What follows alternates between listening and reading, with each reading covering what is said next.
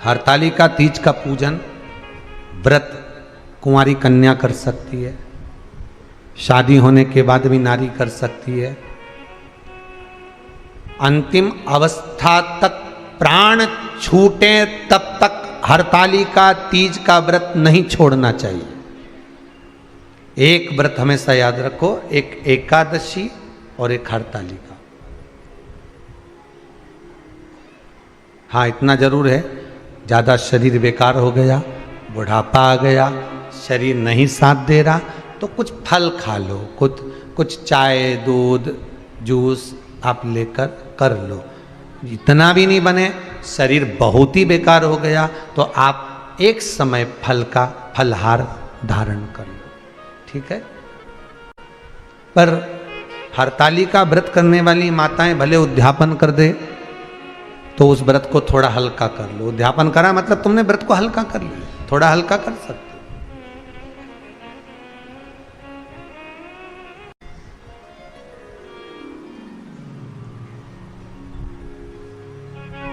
हरतालिका तीज का जो व्रत का उद्यापन करते हैं उसमें 5 चीज रखते हैं ना, 5 कपड़े स्त्री के, 5 कपड़े पुरुष के, 5 तरह का अनाज, 5 तरह का फलहार, 5 तरह का फल।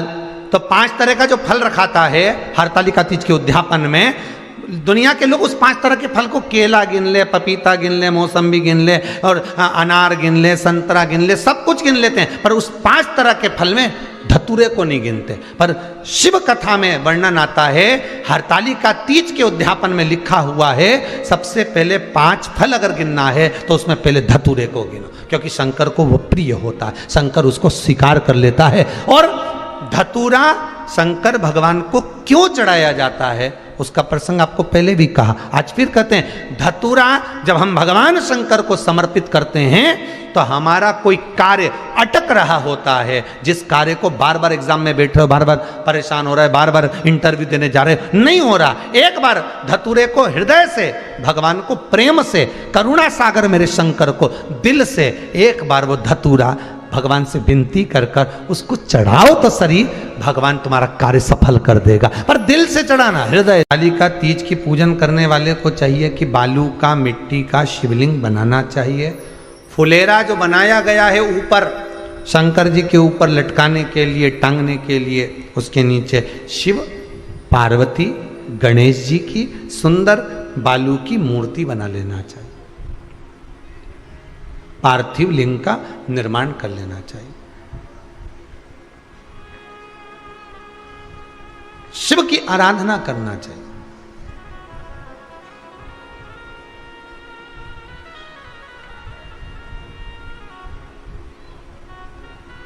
जो फल आपके पास में हो शंकर को समर्पित करना चाहिए, पूजन करना चाहिए, आराधना करो। सबसे पहली पूजन हरतालिका तीज की प्रदोष काल के अंतर्गत हो जाना चाहिए, शाम के समय पर। प्रयास करा करो प्रदोष काल के समय पर पहली पूजन हो जाए तो ज़्यादा अच्छा। पर लोगों की आदत रहती है कि 8 बजे तक, 8:30 बजे तक, 9 बजे तक पहली पूजन करें, फिर दूसरी आराम से, फिर तीसरी, फिर आराम से, फिर चौथी। तो ऐसा सब अपने अपने हिसाब से। पर शास्त्र रीति कहती है कि प्रदोष का जो समय होता है, प्रदोष काल जो होता है, शाम का जो समय होता है, उस समय पर हरतालिका तीज की पहली पूजन हो, जिससे आपका स्मरण चित्त शंकर भगवान में उस घड़ी, उस पल, उस क्षण में आप शिव के हो जाएं और शंकर आपका हो जाए। हाँ, अगर किसी के आने में देरी हो, कोई आ नहीं पा रहा है, बहुत देरी हो रही हो, तो हरतालिका पूजन व्रत वर्णन करता है कि शिवलिंग का निर्माण, पार्वती जी की मूर्ति का निर्माण, गणेश जी का निर्माण और फुलेरा जो बनाया हुआ है, ये प्रदोष काल के पहले बंद कर तैयार हो जाना चाहिए। प्रदोष काल के अंतर्गत फुलेरा नहीं बनना, फुलेरा पहले बन जाना चाहिए। और बहुत विशेष बात ध्यान रखिए हरतालिका तीज की, कि शंकर जी का जो अपने स्वरूप बनाया है, पाटे में, थाली में, चौकी पर, चौरंग पर जो स्वरूप बनाया है, वो पहले नहीं रखना है। पहले क्या बांधना है? फुलेरा। पहले फुलेरा बांधिए, उसके बाद उसके नीचे शंकर जी को रखिए। कई अब जो हरतालिका तीज का पूजन करते हैं तो उनके लिए हो गया। अब दूसरे के लिए भी सुन ले। जो नारी हरतालिका तीज का पूजन नहीं करती, व्रत नहीं करती, साधना नहीं करती, उसके लिए भी कहा गया कि आप अगर ये व्रत नहीं करते हो तो एक कार्य जरूर करना, कहीं पर फुलेरा बंधा हो, हरतालिका की पूजन हो रही हो, 5 मिनट 10 मिनट निकालकर अपने आसपास के किसी पौधे में से पत्तियां लेकर या पुष्प लेकर, 5 वृक्ष की पत्ती या 5 वृक्ष के पुष्प लेकर शंकर भगवान को जब पूजन हो रही हो, 5 मिनट माताएं जब पूजन कर रही हों, तब आप भी उस पुष्प को, उस पत्तियों को शंकर को समर्पित कर सकते हो। ये नहीं चढ़ा सकते तो 5 फल नहीं चढ़ा सकते तो 5 कुछ भी पुष्प आदि का आप शिव को समर्पित कर। पर क्यों चढ़ाया जाता है, किस लिए चढ़ाना चाहिए? तो कहा कन्या स्त्री अगर मान लो हरतालिका का व्रत नहीं करती, पूजन नहीं करती, आराधना नहीं करती, तो वो कन्या, वो नारी, वो स्त्री, वो पुरुष कार्य तो बहुत करेगा, दुकान भी 4 चलाएगा, व्यापार भी बढ़ाएगा, पर संपदा को जोड़ नहीं पाएगा। 1 रुपये कमाएगा, 1.25 रुपये खर्च वाला काम चलेगा।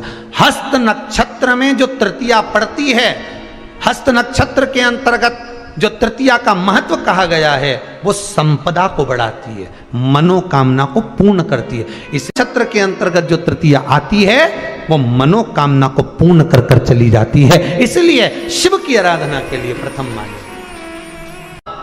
हस्त नक्षत्र में किया गया दान, हस्त नक्षत्र के अंतर्गत तृतीया के दिन किया गया पुण्य, हस्त नक्षत्र में तृतीया के दिन किया गया श्रृंगार, हस्त नक्षत्र में तृतीया के दिन करा गया अपना सुंदर सिंदूरा, भगवान का आनंद।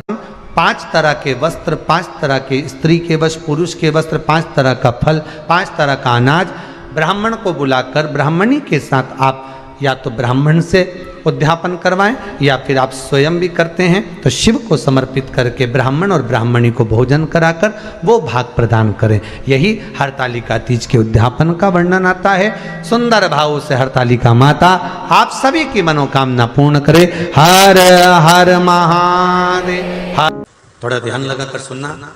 हरतालिका तीज शिव महापुराण की कथा ही नहीं है। आप जो तीज करते हो, हरियाली करो चाहे सातुड़ी करो, उस तीज की महत्वता क्या है, इस हिंगोली की शिव महापुराण की कथा में अपने को समझना है कि उसकी मूल तत्वता, उसकी महत्वता है क्या, उसका महत्व क्या है।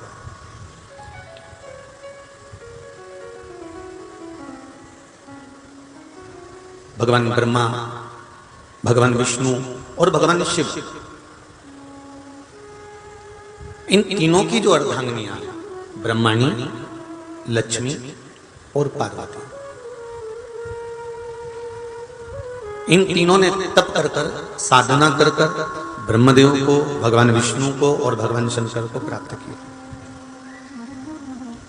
और तीनों ने प्राप्त कर कर तीनों देवताओं से वर मांगा कि वर हमको ऐसा दीजिए कि हमारे तप साधना का फल नारी को तीज के दिन प्राप्त हो जाए। अब देखिए जरा, एक ही व्रत से, एक ही उपवास से उसको संपूर्ण तप साधना का फल प्राप्त हो रहा है, संपूर्ण तप साधना का फल उसको मिल रहा है। मात्र एक व्रत से, केवल एक व्रत कर रहे हैं, संपूर्ण तप साधना का फल उसको प्राप्त हो रहा है। ऐसा कोई व्रत, ऐसी कोई साधना, ऐसा कोई शंभो शरण पड़ी मांगो घड़ी रे घड़ी मुख काटो दया करी न दर्शन आपो शंभो शरण पड़ी मांगो घड़ी रे घड़ी दुख काटो।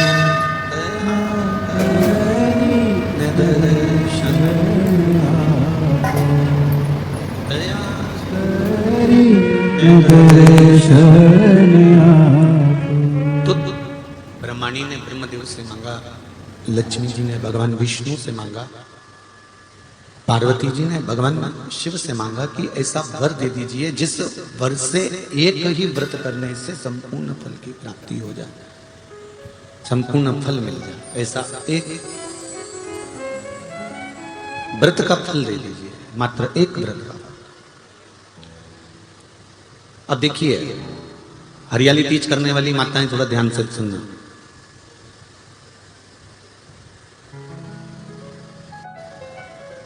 हरियाली तीज जब माताएं करती हैं तो एक हरियाली तीज, एक गणगौर की तीज, ये दो तीज के व्रत ऐसे होते हैं जिसमें जब माताएं करती हैं तो उस समय पर उमा, ब्रह्माणी और लक्ष्मी, इन तीनों की आराधना का फल उसको केवल एक व्रत से प्राप्त हो जाता है। अब देखिए दूसरा सातुड़ी तीज।